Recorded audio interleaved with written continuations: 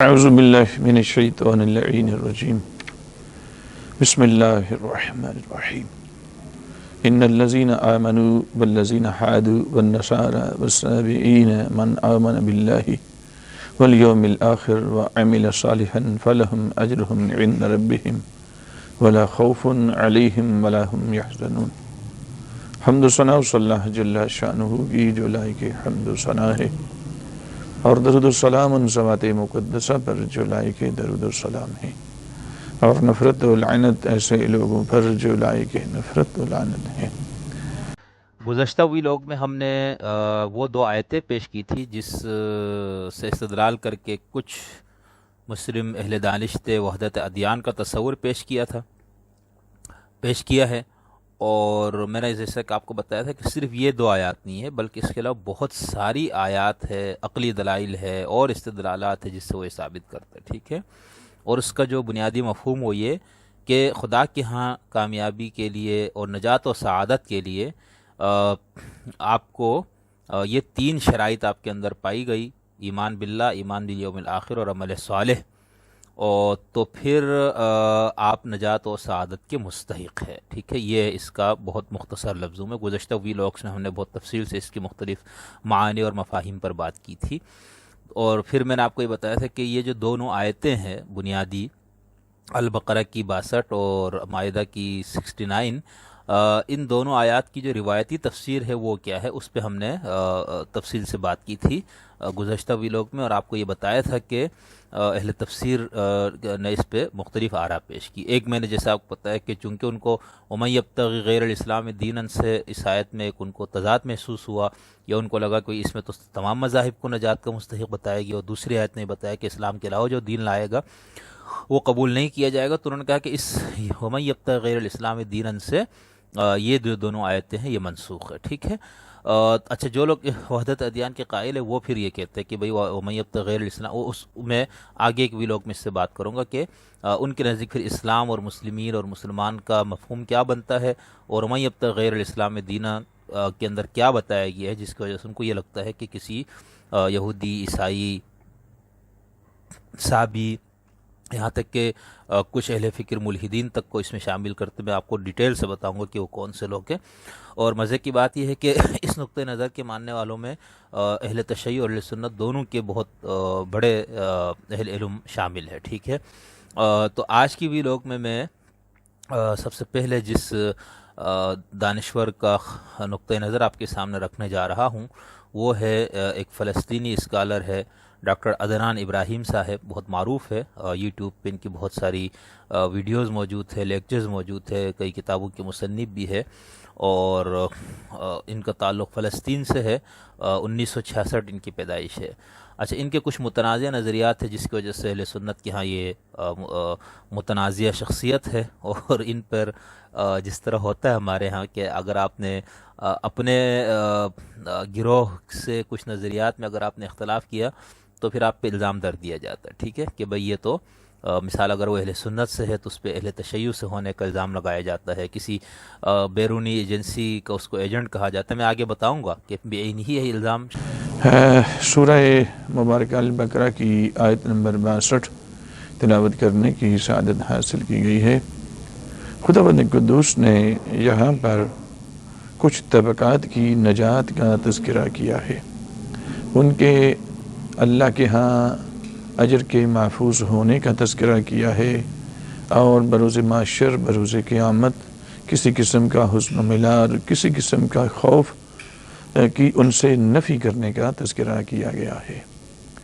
لیکن اس آیت مجیدہ اور اس جیسی کچھ اور آیات بھی ہیں کہ جن کو لے کر آج کل ایک طبقہ بالخصوص یہ نتیجہ نکالنے کی کوشش کر رہا ہے کہ اپنے مذہب پہ رہتے ہوئے جو کوئی بھی عمل صالح کرے اور خدا پر اور قیامت پر ایمان رکھے اور اس کے ساتھ عمل صالح بجا لائے تو وہ اس کا مصداق ٹھہرے گا، اور وہ عند اللہ ماجور و مصاب ہوگا اور مغفور ہوگا۔ تو یہاں اس حوالے سے آج چونکہ اس میں پاکستان کے اندر بھی ایک طبقہ موجود ہے، اور بالخصوص ان میں سے ایک پوڈ کاسٹ کرنے والی شخصیت ہے شمس الدین شگری. یہ اکثر تو تشیع کے خلاف زہر اگلتا رہتا ہے اور اس کی یہ گفتگو پہلے تو تشیع کے خلاف تھا، اب تو پورے یعنی یوں سمجھیں کہ پورے دین مذہب حقہ کے خلاف ہی اس وقت وہ مطلب چل پڑا ہے. اور ان لوگوں کی گفتگو اور وہ کلپس کاٹ کر نتیجہ یہ نکالا جا رہا ہے کہ یہودی ہو تو یہودیت پہ رہتے ہوئے، نصرانی ہو تو نصرانیت پہ رہتے ہوئے، کوئی اگر وہ اللہ پر ایمان رکھتا ہے اور قیامت پر ایمان رکھتا ہے اور عمل صالح انجام دیتا ہے تو اس کے لیے کوئی پرابلم، کوئی مشکل نہیں ہے. وہ عند اللہ معجور بھی ہے، عند اللہ مصاب بھی ہے، عند اللہ مغفور بھی ہے، اور اس کا اجر بھی خدا کے ہاں محفوظ ہے. اس حوالے سے تو یہاں میں نے خود ان کے چینل پہ دیکھا کہ ایک فلسطین کا کوئی عدنان نامی ان کی گفتگو وہ بیان عربی میں سنا رہے ہوتے ہیں. پھر اس شیعہ میں سے بھی ایک آدھی شخصیت کا تذکرہ کرتے ہیں. تو بھئی ہمیں تو کوئی مشکل نہیں ہے وہ شیعہ ہو یا کوئی بھی ہو، لیکن معیار پہ پورا اترنا چاہیے.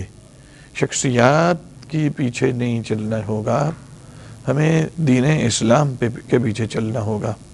یہاں دیکھنا یہ ہے کہ کیا واقعاً ایسا ہی ہے کہ یہ یہود و نصارہ اپنے مکتب پہ رہتے ہوئے اگر عمل صالح انجام دیں اور خدا پر ایمان رکھیں اور قیامت پر رکھیں تو وہ مغفور ہوں گے، مرحوم ہوں گے؟ کیا یہ درست ہے؟ تو یہاں پر ایک آیت نہیں ہے بلکہ کچھ آیات اور بھی ہیں. البتہ سمجھنے کی ضرورت ہے. کچھ آیات کے اندر خداوند قدوس نے علی نحو الاطلاق مطلب اس کو رکھا ہے، مطلقاً بیان کیا ہے، اور کچھ آیات میں اس اطلاق کے مقید بھی بیان کیے گئے ہیں. تو مقید کو چھوڑ کر آپ صرف مطلق کی طرف جائیں گے تو یہ بات درست نہیں ہوگی. تو یہاں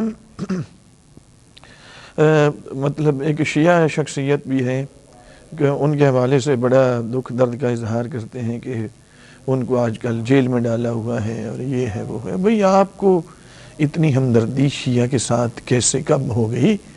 آپ جس طرح کا زہر لوگوں کے اذہان میں اتار رہے ہیں اور جس قسم کی گفتگو جو لب و لہجہ آپ کا ہے، اور جو شرف الدین موسوی کے پاس جاتے ہو تو پھر شیعہ کے کفر کی بات کرتے ہو، تو پھر مسکراتے ہو، ساتھ ولی فقیہ کا مذاق اڑاتے ہو تو پھر ہنستے ہو ساتھ، پھر اسی طرح کسی ناسبی کے پاس جاتے ہو، اس سے پوڈ کاسٹ کرتے ہو تو پھر بھی آپ کیا لب و لہجہ یہی ہوتا ہے کہ شیعہ کی تکفیر کے حوالے سے تو پھر ساتھ مسکرانا، ہنسنا، کہہ کے لگانا.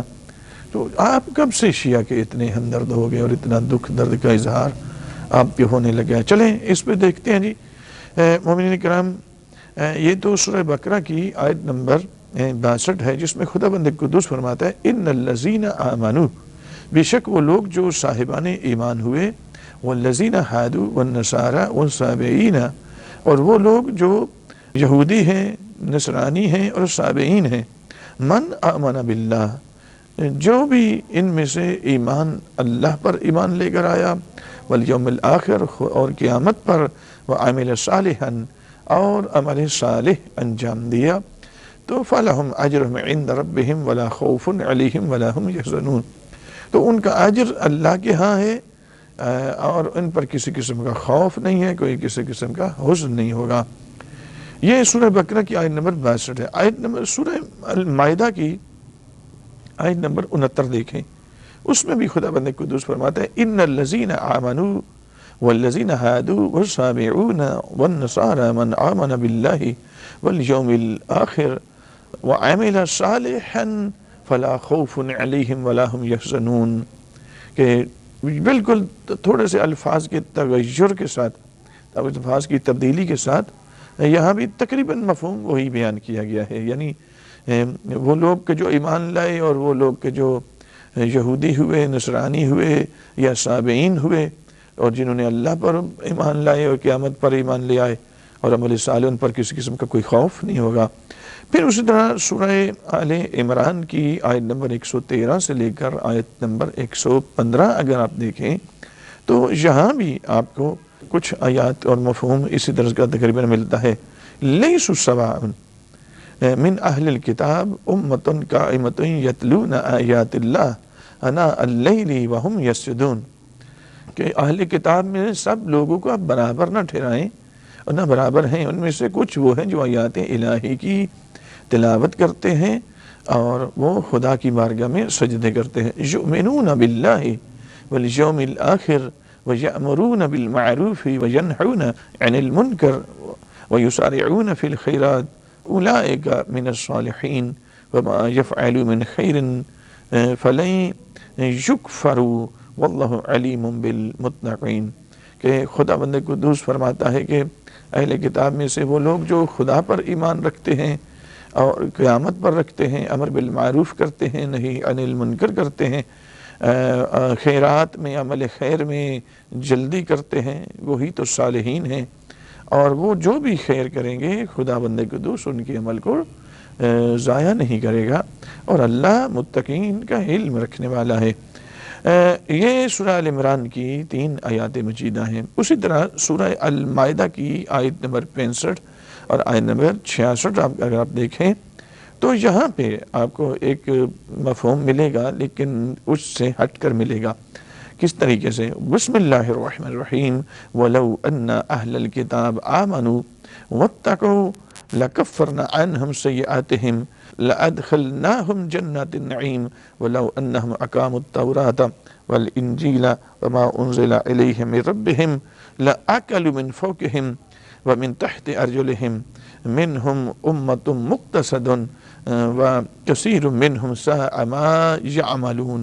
یہ سورہ مائدہ کی آیت نمبر 65 اور آیت نمبر 66 ہے۔ جہاں ان 2 آیات مجیدہ میں خدا بند قدوس فرماتا ہے کہ اگر یہ اہل کتاب ایمان لے آتے اور تقوی اختیار کرتے تو ہم ان کے گناہوں کو معاف کر دیتے اور ہم ان کو جنت النعیم میں داخل کرتے، اور اگر وہ تورات اور انجیل کو قائم کرتے اور جو چیز اپنے رب کی طرف نازل کی گئی تو وہ اپنے اوپر سے اپنے نیچے سے خدا کی نعمتوں کو برسات ہوتی ہے اور وہ اس سے استفادہ کرتے، اور وہی امت ہے جو امت مقتصدہ ہے، اور لیکن ان میں سے اکثر وہ ہیں کہ جو برائی کا عمل سر انجام دینے والے ہیں۔ اور کرام یہ چند آیات ہیں جو میں نے آپ کی خدمت میں پیش کی۔ اب ذرا ان آیات کی بنا پر اگر کوئی شخص یہ کہتا ہے کہ مسلم ہونا ضروری نہیں ہے، صرف اگر کوئی یہودی ہے اور وہ خدا پر ایمان رکھتا ہے،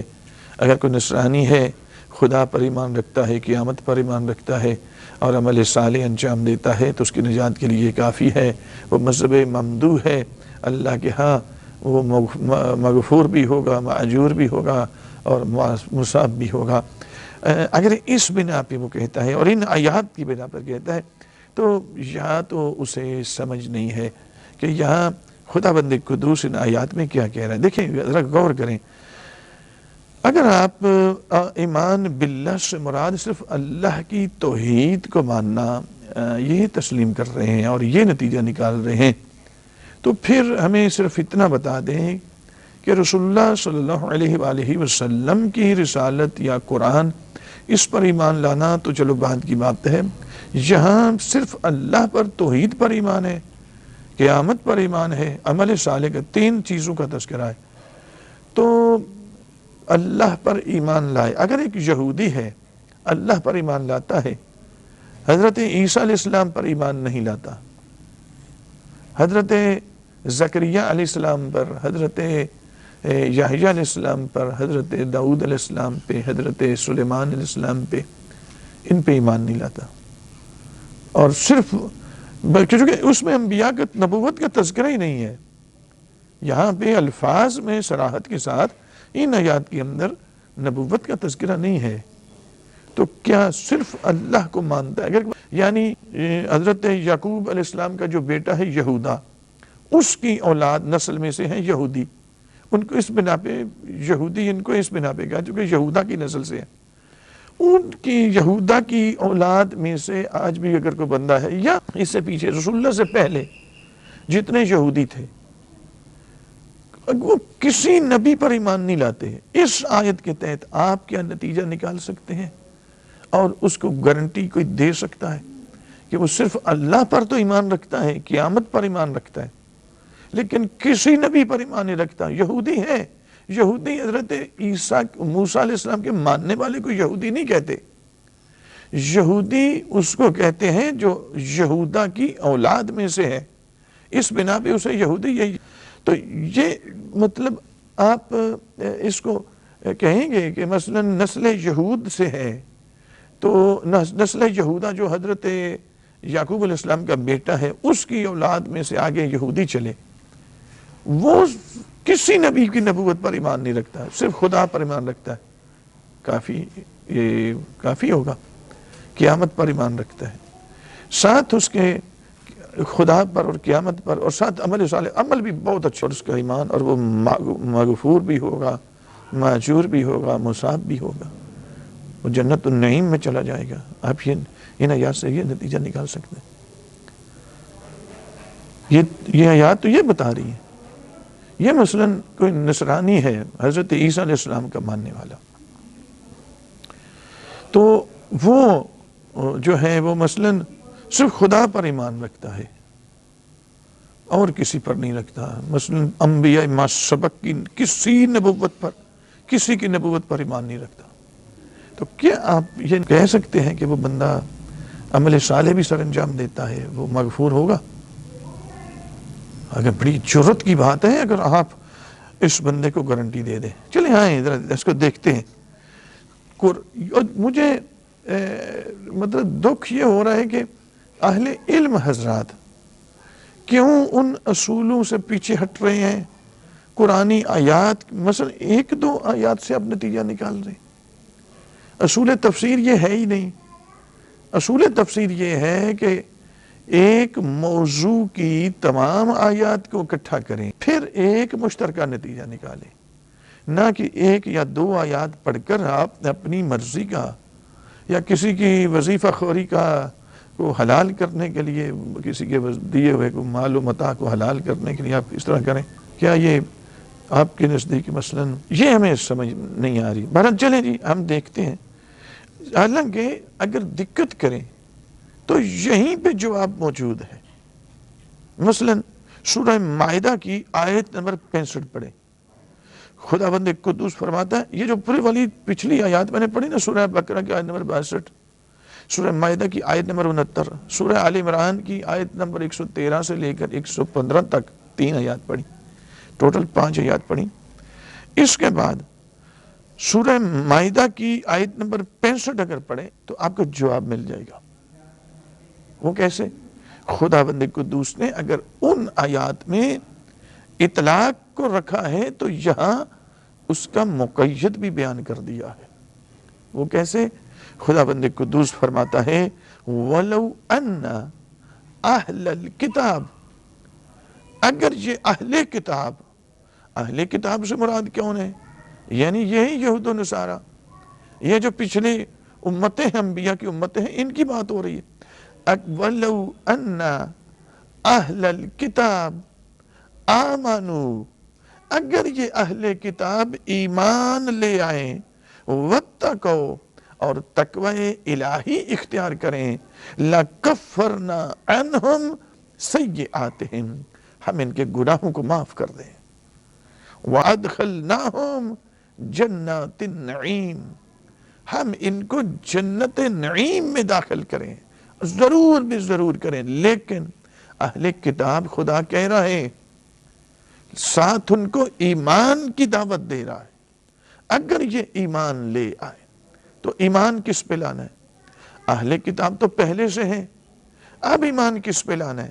اللہ پر۔ کس پر ایمان لانا ہے یہ بتائیں ذرا۔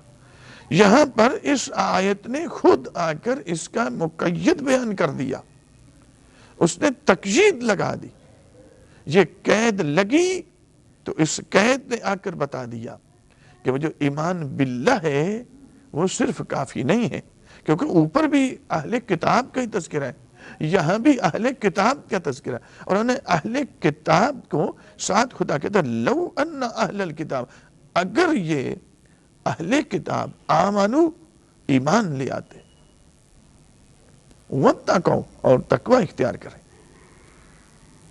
لَكَفَّرْنَا عَنْهُمْ سَيِّئَاتِهِمْ، تو ہم ضرور بضرور ان کے گناہوں کو ان سے، ان کے نام اعمال سے اتار دیتے، ختم کر دیتے. وَلَأَدْخِلْنَاهُمْ جَنَّاتِ النَّعِيمِ. چلیں، ایک تو یہ ہے کہ خود آیت مجیدہ میں خداوند قدوس نے کسی ایمان کا تذکرہ کیا ہے. یہ ایمان کس پہ لانا ہے؟ اور اگر ابھی نہیں سمجھ آئی تو میں یہاں پر کچھ آیات اور پڑھتا ہوں، اس لیے کہ اصول تفسیر یہ ہے ہی نہیں کہ آپ چند ایک آیت، دو آیات لے لیں، ایک آیت لے لیں اور اس سے اپنی مرضی کا نتیجہ نکالنے کی کوشش کریں اور اپنی مرضی کا نتیجہ لے لیں. یعنی مطلب یہ ہے کہ آپ اگر ایک دو آیت سے، اصول تفسیر یہ نہیں ہے. اصول تفسیر کیا ہے؟ اصول تفسیر یہ ہے کہ اس موضوع کی تمام آیات کو لیں. اللہ کے ہاں کس کا دین قابل قبول ہے، کس کا ایمان، کون سا ایمان اس سطح پر ہے کہ اللہ کے ہاں وہ مقبول ہے، قبولیت کے درجے پہ ہے. تو پہلے آئیں ذرا، دین کس کا قابل قبول ہے؟ خداوند قدوس نے سورہ آل عمران اس کی آیت نمبر 85 میں خداوند قدوس فرماتا ہے وَمَن يَبْتَغِ غَيْرَ الْإِسْلَامِ دِينًا فَلَن يُقْبَلَ مِنْهُ، کہ جس نے بھی دین اسلام کے علاوہ کسی اور کی اتباع کی، کسی اور دین کی تلاش میں نکلا، اس دین اسلام کو، جس دین اسلام کی ابتدا دعوت ذوالعشیرہ سے ہوئی تھی اور اس کی تکمیل غدیر پہ ہوئی تھی، اليوم اکملت لکم دینکم واتممت علیکم نعمتی ورضیت لکم الاسلام دینا، آج میں تیرے دین سے راضی ہو گیا. وہ ولایت کے ساتھ جس کی تکمیل ہو رہی ہے نا، اس دین کی بات کر رہے ہیں خدا. اس جس کی ابتدا توحید سے دعوت ذوالعشیرہ پہ، انتہا ولایت اہل بیت پہ، ولایت ائمہ پہ ہوئی تھی غدیر کے مقام پر، اس دین کو دین اسلام خدا کہہ رہے ہیں. کہ خدا فرماتے ہیں میں یبتغ غیر الاسلام دینا، جس نے بھی دین اسلام کے علاوہ کسی اور دین کی تلاش کی اور اس کے پیچھے چلا، فَلَن يُقْبَلَ مِنْهُ، اس کا کچھ بھی قبول نہیں کیا جائے گا. اب یہ بتائیں آپ، کیا قرآن کی آیات میں تعارض، تضاد، تزاحم آ سکتا ہے؟ اگر یہ ہو جائے نا تو قرآن کا اعجاز ختم ہو جائے. العیاذ باللہ. قرآن کی آیات ایک دوسری کی مفسر تو ہو سکتی ہیں، لیکن قرآن کی آیات ایک دوسرے کی نفی نہیں کر سکتی، ایک دوسرے کے ساتھ ٹکرا نہیں سکتی.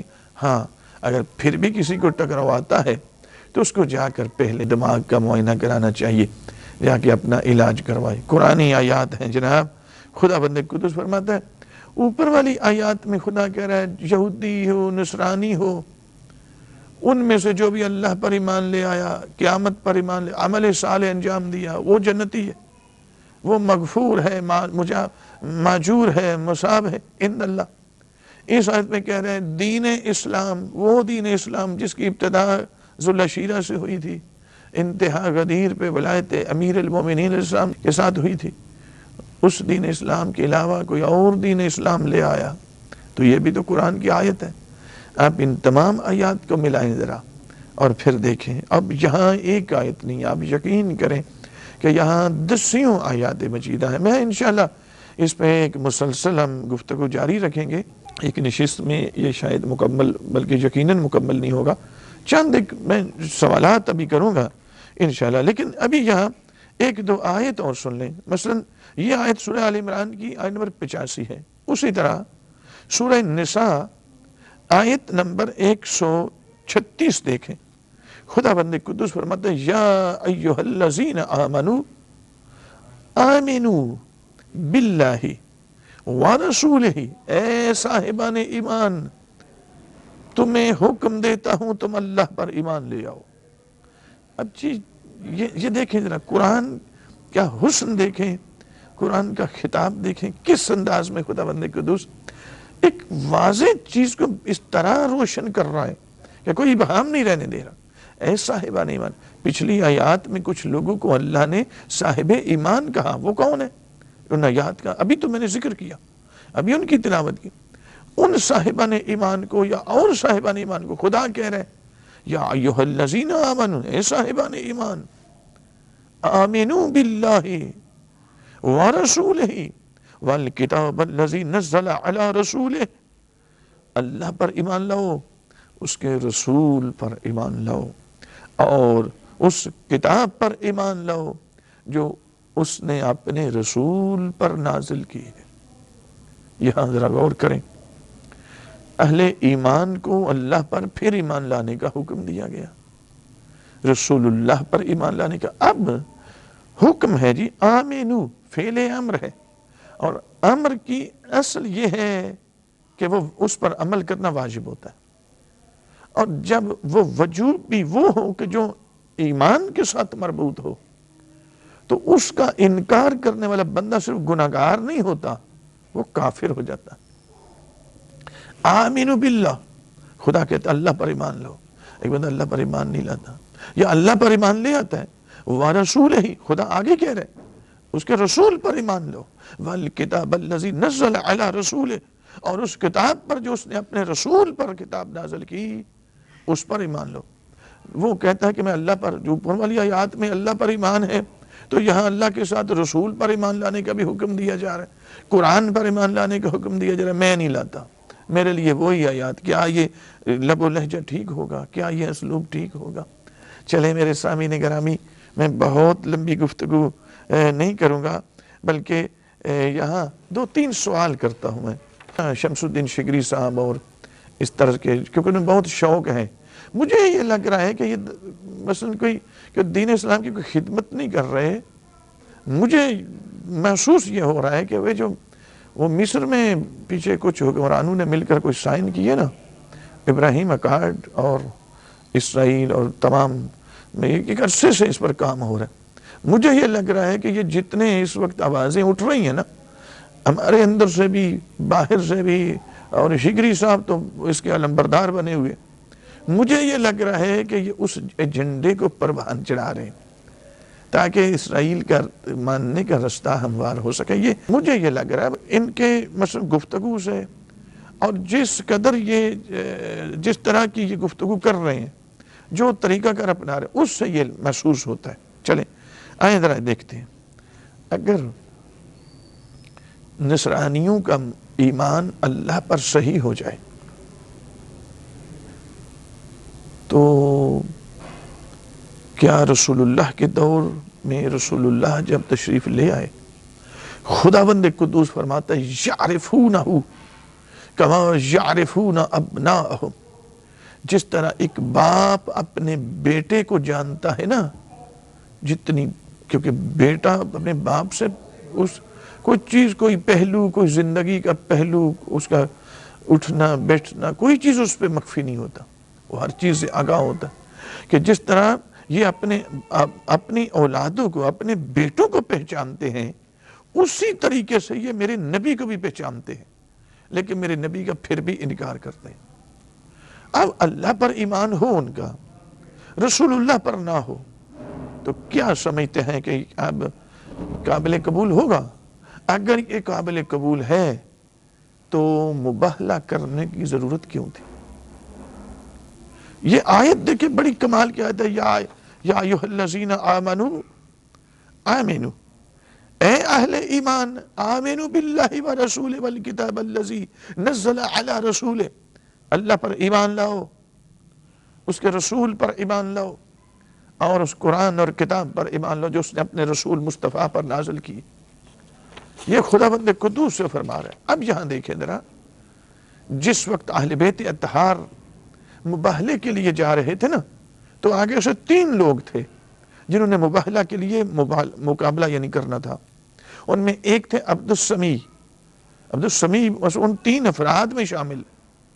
یہ عبد السمیع جو ہے، انہوں نے جب دیکھا تو انہوں نے یہ کہا کہ خبردار، ان سے مباہلہ نہ کرنا، میں دیکھ رہا ہوں کہ اگر یہ پہاڑ کو اشارہ کریں تو پہاڑ اپنی جگہ چھوڑ جائیں، لذا اگر انہیں بد دعا کر دی تو تمہاری نسل قیامت تک مٹ جائے گی، تم خنزیر اور سور میں بدمس ہو جاؤ گے، تمہاری نسل ختم ہو جائے گی، ان سے مباہلہ نہ کرنا۔ یہی عبد السمیع پھر مومن ہوا، اہل ایمان میں شامل ہوا۔ اب کیا یہ آیت کے یہ مصداق نہیں بنتے؟ یا ایھا الذین آمنوا آمنوا باللہ ورسولہ والکتاب الذی نزل علی رسولہ، اے اہل ایمان، ایمان لاؤ اللہ پر، اس کے رسول پر، اور اس کتاب پر، اور قرآن پر۔ یہ عبد السمیع پھر مسلمان ہوئے، مومن ہوئے، اور پوری قوم نے ان کا بائیکاٹ کر دیا، ان کو اپنا گھر چھوڑنا پڑا، اپنے بیوی بچوں سے علیحدگی اختیار کرنا پڑی۔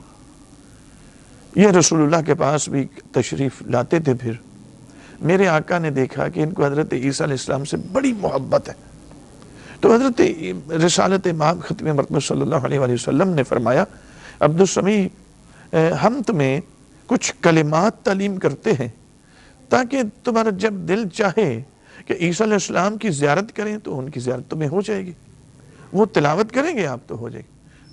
آقا دو جہان نبی اکرم صلی اللہ علیہ وسلم نے عبد السمیع کو وہ کلمات تعلیم فرمائے، تو جب بھی ان کا دل کرتا وہ پڑھتے، حضرت عیسیٰ علیہ السلام کی ان کو زیارت ہوتی۔ یہ مومن ہوئے، لیکن یہ ہے آمنو باللہ، یہ ہے وہ بھائی کہ اہل کتاب اگر ایمان لے آئیں۔ ایک آیت پڑھی سورہ المائدہ کی آیت نمبر 65، لو ان اہل الکتاب آمنوا واتقوا، اگر یہ اہل کتاب ایمان لے اور تقوی الہی اختیار کریں۔ اس کا مصداق عبد السمیع جیسی شخصیات ہیں جو ایمان لے آئے۔ اہل کتاب پہلے سے تھے، اب ایمان لانے کا حکم تھا، مشروط تھا گناہوں کی مغفرت، جنت میں جانا، جنت میں داخلہ مشروط تھا ایمان سے، تقوی الہی سے، وہ ایمان لائے۔ اور پھر وقت آخر جب قریب آنے لگا تو ایک دفعہ اپنے گھر گئے تو اپنے بیٹا ان کا تھا، اس بیٹے کو جس کا نام تھا قیس، یہ قیس پھر وہ شخصیت ہے کہ انہوں نے اپنے بیٹے کو وصیت کی اور کہا کہ میرا وقت اب قریب ہے تو میں تو یہاں سے دور چلا جاؤں گا، لیکن میں تمہیں کچھ تعلیمات دے رہا ہوں، کچھ کلمات تمہارا یہ قیس ابھی نصرانی تھا، تمہارا جب دل کرے گا تو یہ کلمات پڑھنا، تو ہو سکتا ہے تمہیں بھی حضرت عیسیٰ علیہ السلام کی زیارت ہو جائے۔ تو انہوں نے بیٹے قیس نے جب ان باپ کے وصیت تعلیم کیے ہوئے کلمات پڑھے، عیسیٰ علیہ السلام کی بشارت ہوئی، تو انہوں نے سوال کیا کہ میں کیا کروں؟ کہا تم فلسطین چلے جاؤ۔ فلسطین سے پھر شام آنے کا حکم ہوا، شام میں پھر لشکر شام میں داخل ہونے کا حکم ہوا، لشکر شام چلتا گیا، کہا ان کے ساتھ چلتے جاؤ۔ میدان کربلا میں یہ پہنچ گئے، میدان کربلا میں یہ امام حسین علیہ السلام، اب یہ اس لشکر اشقیاء کو دیکھتے تو ان کی حرکات کو دیکھتے تو کہا یہ کیسی سعادت ہے، یہ کیسی سعادت ہے، یہ ان کا نہ کوئی دین پر عمل ہے، یہ شراب پیتے ہیں، یہ آوارہ لوگ ہیں، کسی ظلم کو ظلم نہیں سمجھتے، یہ کیا کون سی کامیابی ہے یہ جس لشکر میں مجھے سمجھ نہیں آ رہی، حالت اضطراب میں ہے۔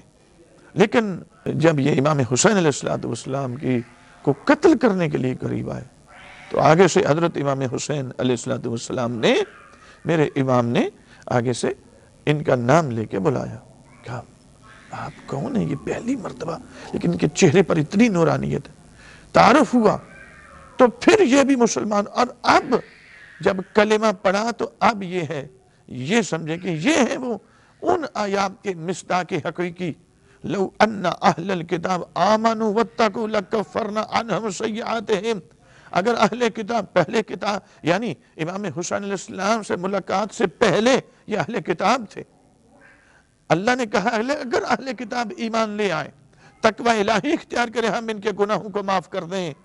تو حضرت قیس نے جو کہ امام حسین علیہ السلام کی ملاقات سے پہلے اہل کتاب تھے، امام کی تعلیم سے ملاقات ہوئی تو ایمان لے آئے، یہ ہے اس کے مصداق، یہ ہے وہ والذین ہادوا والنصارى والصابئین من آمن باللہ۔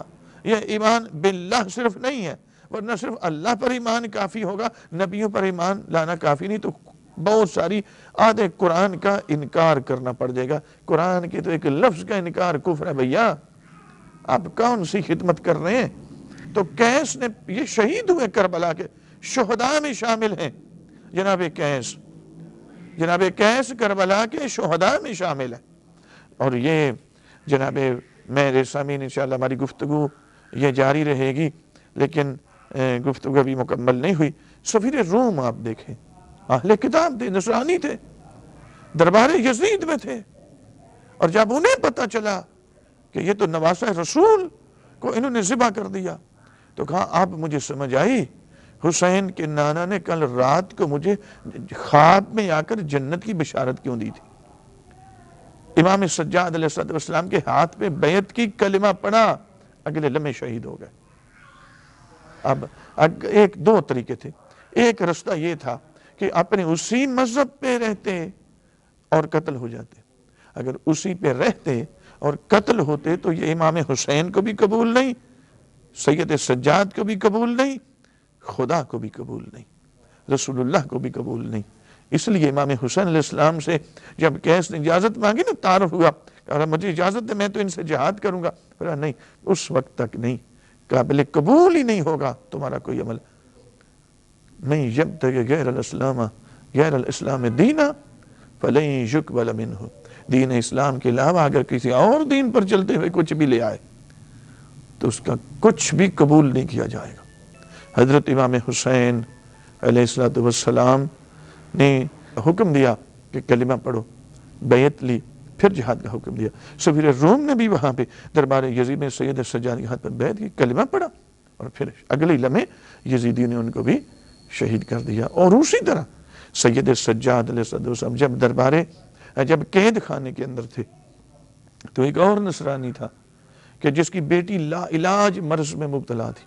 وہ میاں بیوی اپنی بیمار بیٹی کو، اپاہج تھی بچی، قید خانے کے آگے سے گزرے تو اچانک اس کی نگاہ پڑی امام سجاد علیہ السلام کے چہرے پر. تو اس نے کہا کہ آپ قیدی ہیں لیکن لگتا ہے کہ آپ بے گناہ ہیں. تو خدا بے گناہوں کی، مظلوموں کی دعاؤں کو قبول کرتا ہے. میری بیٹی بیمار ہے، امام نے دعا کی، وہ فوراً شفا یاب ہوئی. اب پریشان ہوئے وہ کہ کہا کہ آپ کون ہیں، اس طرح سے دعا مستجاب ہوتی ہے آپ کی.